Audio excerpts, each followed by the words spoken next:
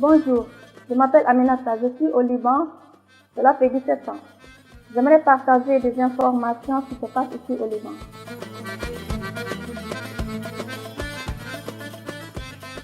Le Liban est un petit pays au Moyen-Orient. Pour que vous sachiez à quoi vous attendez si vous décidez d'y venir en tant que travailleuse domestique. Au moment où vous vous préparez à quitter votre pays d'origine, vous avez sans doute beaucoup de préoccupations en tête. Mais il est important que vous pensiez aux questions suivantes. Soyez prudente dans votre négociation avec la personne qui vous aide à venir travailler au Liban. Que ce soit une simple personne, une agence de recrutement ou un intermédiaire. Il est possible qu'il veuille abuser de votre confiance en vous donnant une mauvaise image du travail au Liban. Essayez au maximum d'avoir plus d'informations possibles sur l'endroit où vous allez vivre et la personne chez qui vous allez travailler. Demandez toujours des reçus si les intermédiaires demandent de vous un paiement. En négociant avec votre agence ou votre intermédiaire au Sénégal, demandez-leur le nom et le contact de votre futur employeur au Liban. Assurez-vous que vos informations personnelles dans votre passeport sont correctes et qu'on ne vous a pas donné le passeport de quelqu'un d'autre. Un passeport dont les informations sont falsifiées peut entraîner un emprisonnement, que ce soit au Liban ou au Sénégal.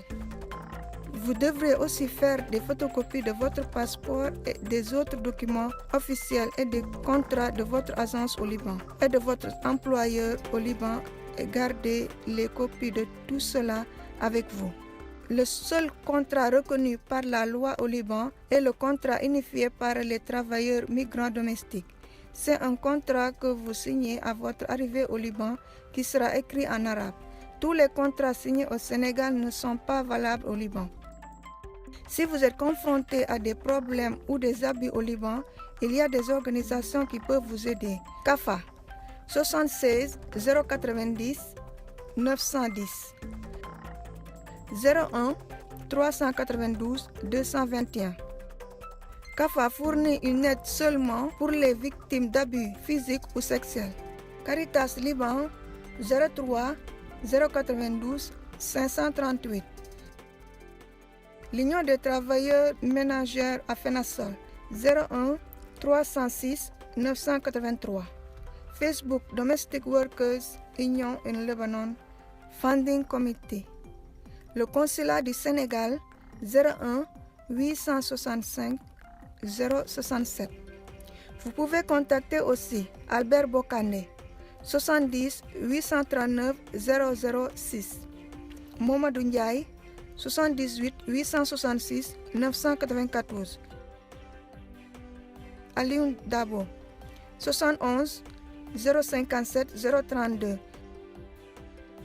Et Abissis 03 689 902.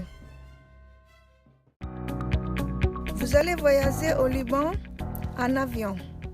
Le voyage vous prendra environ 8 heures, mais aussi parfois plus long, en fonction des compagnies de voyage, de la route et des escales. Vous avez le droit de prendre 2 valises de 23 kg et un petit bagage à main de 7 kg maximum que vous pouvez prendre dans l'avion avec vous. De l'aéroport, vous serez amené soit dans la maison de votre employeur, soit dans le bureau de votre agence d'emploi. Maintenant, parlons un peu de la vie et du travail au Liban. C'est un pays sur la côte est de la mer Méditerranée. Beyrouth est la capitale du Liban. La langue est arabe. Beaucoup de gens parlent le français et l'anglais. Il y a 2 principaux groupes religieux, les chrétiens et les musulmans, et plusieurs d'autres confessions à l'intérieur de ces groupes. Le climat est chaud et humide entre juin et septembre, et froid et humide entre novembre et février. Il pleut sur la côte et neige en montagne. La nourriture au Liban sera peut-être différente de ce à quoi vous êtes habitué. Les Libanais mangent d'habitude du pain, du riz et des légumes avec viande ou de poulet et beaucoup de fruits frais.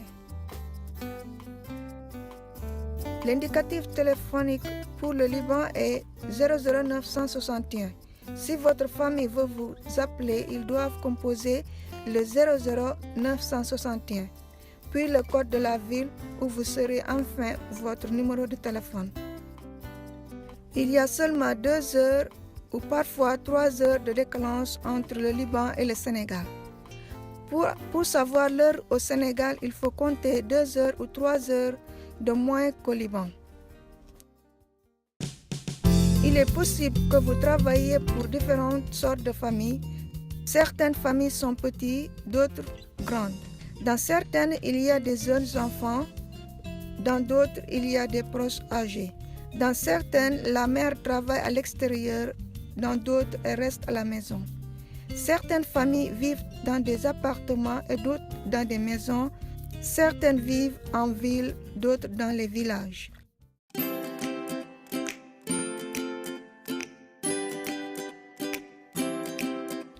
Votre employeur est souvent une femme.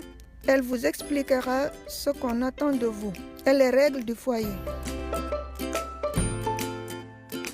Certains employeurs vous demandent de porter un uniforme ou de nouer vos cheveux. Les 3 premiers mois sont une période d'essai à la fois pour vous et votre employeur. Pendant cette période, chacun de vous peut changer d'avis. La plupart du temps, l'agence va intervenir pour régler les problèmes entre vous et votre employeur ou pour vous chercher un nouvel employeur. Vous allez migrer et vivre et travailler dans une nouvelle culture qui est différente de la vôtre. Vous trouveriez peut-être que les gens parlent trop vite avec une voix trop élevée ou que les heures auxquelles ils se lèvent et les heures de travail sont différentes des vôtres. Il est possible que vous rencontriez des problèmes pour vous ajuster à ce nouveau milieu. Après la fin du 3e mois d'essai, l'employeur est obligé de préparer votre permis de travail, votre carte de séjour. Pour cela, il va vous falloir passer des examens médicaux, un prélèvement sanguin et une radio à la poitrine. Si vous avez une maladie comme la tuberculose ou le VIH, ou si vous êtes enceinte, il se peut que l'on vous renvoie dans votre pays d'origine et votre agent doit payer pour ce voyage retour. Il vous faudra aussi signer un contrat chez le notaire avec votre employeur.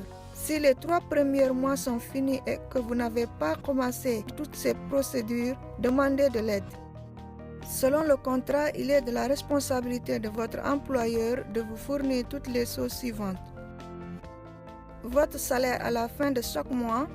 Assurez-vous de ne signer aucun reçu si vous ne recevez pas votre salaire. Mettez-vous d'accord avec votre employeur à l'avance sur le mode de paiement que vous préférez. Votre employeur doit aussi vous assurer une espèce privée dans laquelle vous pouvez vous reposer et dormir. Un congé de 24 heures par semaine. La nourriture, les vêtements et tous les produits d'hygiène dont vous avez besoin. Assurance hospitalisation et rapatriement. Un billet d'avion pour entrer dans votre pays une fois que vous avez fini votre contrat de travail.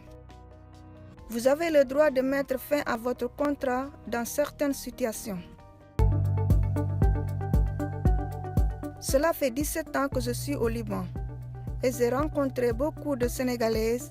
Maintenant, nous avons une grande communauté à présent.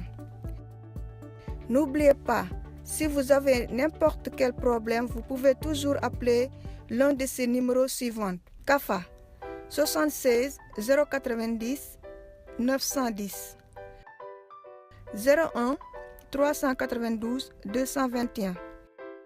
CAFA fournit une aide seulement pour les victimes d'abus physiques ou sexuels. Caritas Liban 03 092 538. L'Union des travailleurs ménagères à Fenassol 01 306 983. Facebook Domestic Workers Union in Lebanon Funding Committee. Le Consulat du Sénégal 01 865 067. Vous pouvez contacter aussi Albert Bokane 70 839 006. Momadou Ndiaye 78 866 994. Aliou Dabo 71 057 032. Abissis 03 689 902.